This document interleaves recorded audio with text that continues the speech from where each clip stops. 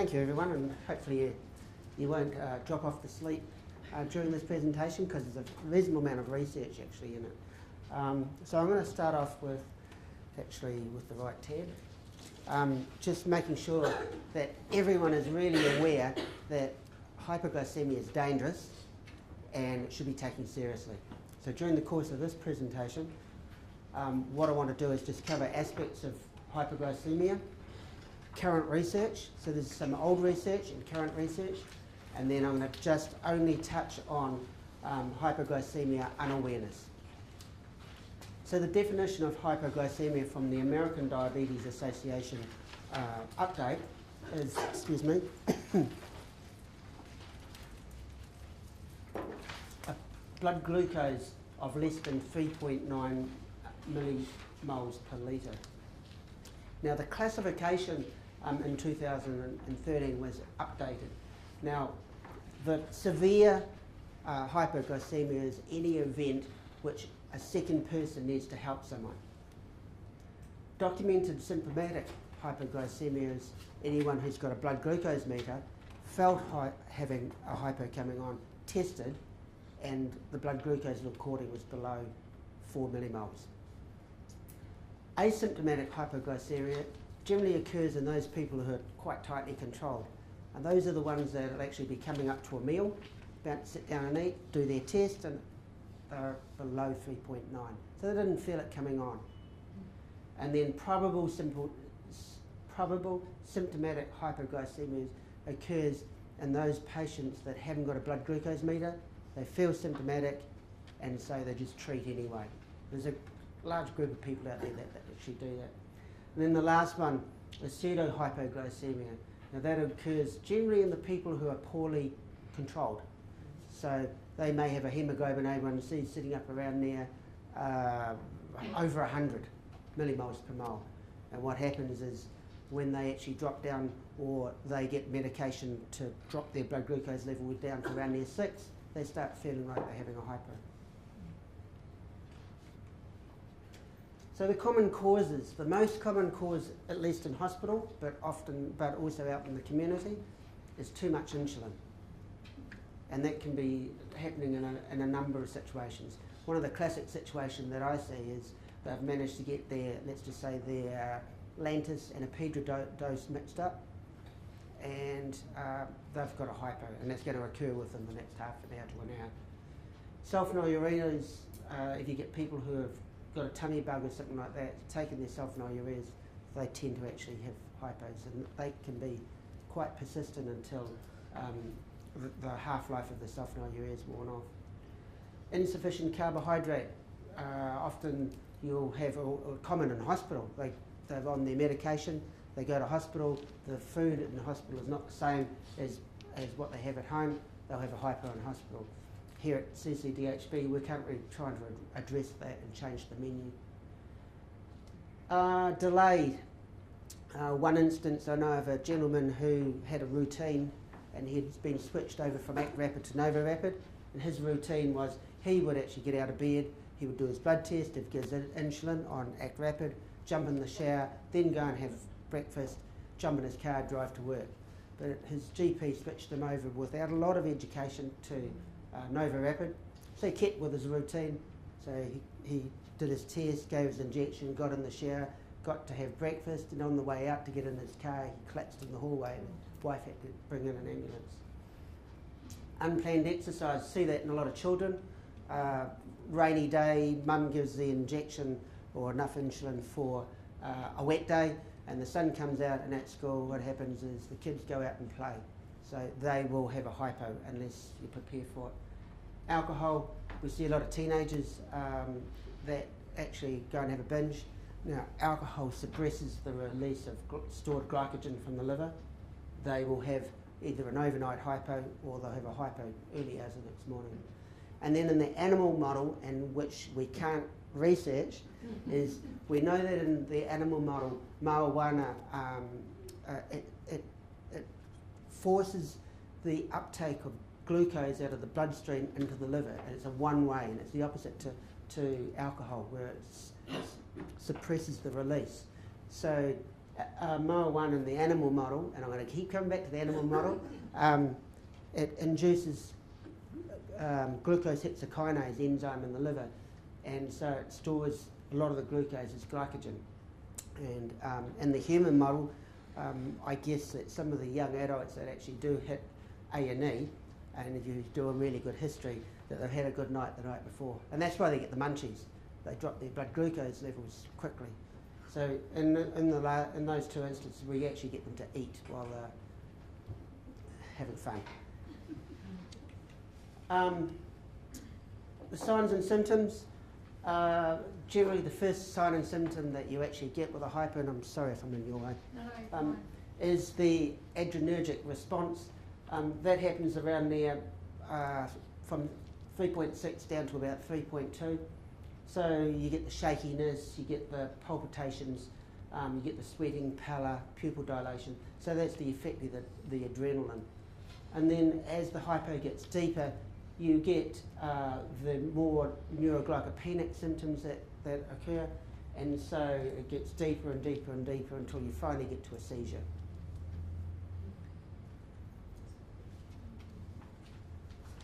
Putting it in terms that a lot of people understand in pictures is, and I'm going to have to walk in front of the screen, I'm sorry. So if you have a look at a blood glucose level of about 4, and you've got someone who has got a hypo coming on, and they're starting to feel a hypo coming on. Now, as time goes by, in come the different symptoms, all the way down here to they will coma and they will die.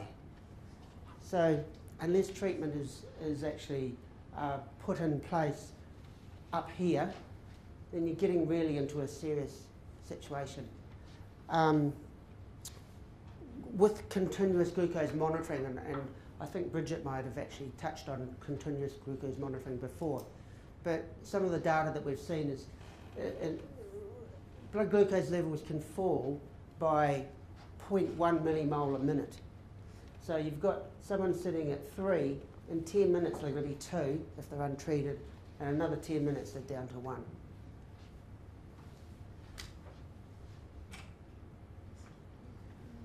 So a little bit of physiology around it, and I'm going to try and use this pointer here, if I can find it. So let's have a look at hypoglycemia situation up here. Now generally the first call on hormones that you get is, is glucagon. So the homeostasis point of glucose, how insulin is antagonistic to glucagon and glucagon is antagonistic to insulin. So we're trying to find a homeostasis point of around there 5.6 to 5.8 millimoles.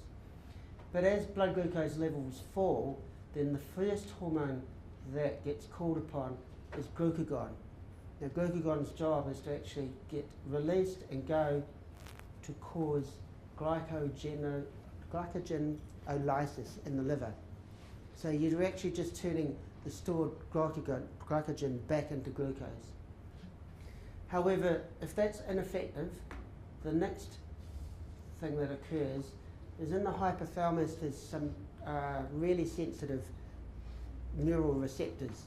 Now, when blood glucose levels start falling below 3.6, these get stimulated, and then we end up with a sympathetic outflow. And that's designed to actually increase blood flow to the brain, hopefully with glucose, and then also to the muscle and to the liver. If hypos persist, then the pituitary gland turns on antidiuretic hormone and also ACTH to bring up or release cortisol levels and change blood pressure in the kidney to try and resist. Well, first of all, the cortisol's job is to resist or antagonize insulin release, and then later on growth hormone is released. So when these two are turned on, they last for a very long time. And with this counter-regulatory response, if hypos are not treated correctly, or they're severe enough, these two hormones, largely these two hormones, will hang around for another 6 to 8, 12 hours. Now, you've seen a lot of patients that have had a hypo and they're high the next day, and a lot of people think, oh, the hypo's been poorly treated. Well, my guess is yes, it's been poorly treated, because in the initial circumstances, when we needed glucose, they didn't get enough glucose in the initial circumstances. So the counter-regulatory response can last for another 12 to 24 hours. So they can be high for that period of time. Let's move on to treatment. That's how you don't do it. So the current international recommendations, when you have a look at the literature, they differ. They differ in quantity and type right around the world. So if you look down the list there, you will see that New Zealand's recommendation, along with Australia and Singapore, is to give 15 grams. Similarly, in the USA, they give 15 grams. They have what we call a rule of 15. They give 15 grams, wait 15 minutes, and if the blood glucose levels are not up, they give another 15 grams. In Europe, that's probably the most generous. They can give up to 30 grams of glucose to treat a hypo. Now, my last point there is all these recommendations are based on expert opinion, not on evidence. There was one earlier study by Slama, and another one I'm going to touch on later on. Slama decided to look at 15 grams to treat a hypo. Now this was done in 1990. He got 41 individuals, put them into a clinical setting, gave them all insulin at a controlled amount, so many units per kilogram, dropped their blood glucose, and then he was testing these different glucose-containing preparations to see what is most effective. So he fixed the amount of glucose or the quantity of carbohydrate and varied the type. Now what I want you to keep an eye on here is the fact that some of these most common ones down here are not that effective. When you have a look at, there's 0 and there's a 2 millimole shift in blood glucose. Glucose tablets, glucose solution, sucrose is what we most commonly use around here today. But 15 grams in average size adults, these are not skinny or overweight, they're average. Whatever average is, they're average. Shifts them approximately 2 millimoles. Before I go into a bit of research that I've been doing over the last number of years, just want you to keep in mind that blood volume represents about 7% of your body weight. So some people are heavier and thinner. For instance, when I was doing paediatrics, this young lady, and I tried to actually get this photo aligned in such a way that the distance is very much the same. That line goes through there, there's a setting there. So the international recommendations, when I was working in paediatrics a number of years ago, the recommendation said that girl on the left should have the same 10 grams to treat a hypo as that boy on the right should have 10 grams. And if I was following guidelines, that's what I'd have to give them. Putting it in a different way, consider the girl on the left, that glass of water, that's her blood volume. The boy on the right, that's her blood volume. So what we're doing is putting the same amount of glucose into that solution, but what's different? So the concentration of what's hitting the blood is different. So something needs to change, otherwise we're going to be treating that boy lots and lots of times to get his blood glucose level up and resolve a hypoglycemia event. So this is where I came to the theory, this is probably back in 2008, that I believe that people, or specifically then it was children, we routinely undertreat hypoglycemia in them. And the guidelines are based on expert opinion and no clinical evidence. So we decided, I was working with Associate Professor Esko Wiltshire at that time, so we decided to put together a protocol, get it through ethics, and look at a children's camp and test what we were using at that particular time. So some of this background I've actually covered, but at that time we were told to use 10 grams of carbohydrate and possibly it should be glucose. Parents often asked us what other options out there, and going to the evidence, there was little evidence of you know, how we got to the 10 grams. And so these are all the international paediatric guidelines who basically said we should give them about 5 to 20 grams and then follow it with 10 gram of complex carbohydrate. A lot of that work was based on that study with the SLAMA, with the graph that I showed you.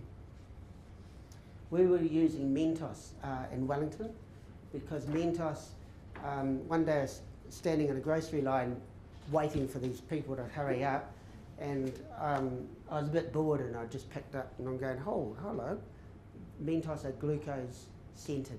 They're a hard glucose scented, but in summer they're soft. And they have a little carbohydrate, starchy type of coating to them. So a lot of the kids, we were giving Mentos, but a lot of the healthcare professionals said, where's the evidence? So it's a bit like the international evidence, there's none.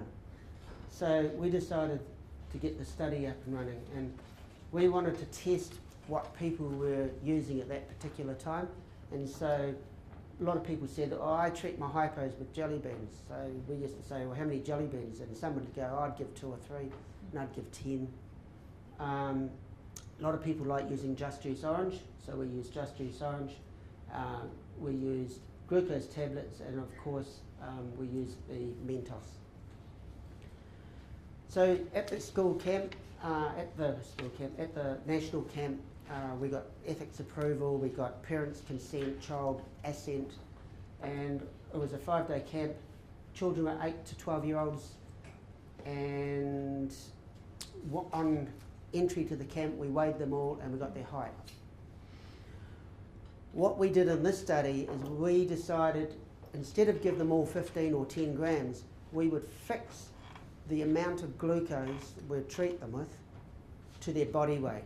So that's going back a number of years when I saw it in American Diabetes Association recommendation. It's just one little line that children should be treated with 0.3 grams. So we fixed it, and we varied in the study the different preparations to see what's going to be best. So the blood glucose levels were all recorded in a standardised way by the leaders. All the leaders were trained in the protocol, so we had at least as few flaws in the study protocol as possible. So at the camp, there's a lot of hypos, but these kids are often not busy at home. You put them in a busy environment and they hypo. So we're constantly pulling back the insulin on this group. There were 39 children on the camp. One child was new to diabetes, had 12 episodes. There were 2 serious events on the camp, which we had to, we didn't have time to bring them through the protocol. We had to fix them then and there. And there were a few that were, this is the beginning of the pump era, so there were a few that were on pumps. There were 165 single episodes we analysed, and so, and when we had a look at the single episodes versus the ones that needed more than one treatment, there was not a lot of difference. So if we have a look at the starting point, what I learned out of the study is most people started their blood glucose level, they start feeling at about 3.1 millimoles per litre. Now, because we fixed the quantity of glucose, there wasn't a really lot of difference between the groups over time. And looking at the change in blood glucose levels from baseline up, what we did discover when we did the statistical analysis was these 3 here were statistically different to this one here. So jelly beans didn't tend to do the job as well as orange juice and Mentos and tablets. Now, Esco went to the literature and decided, okay, well, let's dig a bit deeper. And his theory behind it was the fact that perhaps the jelly beans have to be digested before the glucose or the sucrose in the jelly beans could hit the bloodstream. When we're looking at the frequency of retreatments, the jelly bean group needed more retreatments.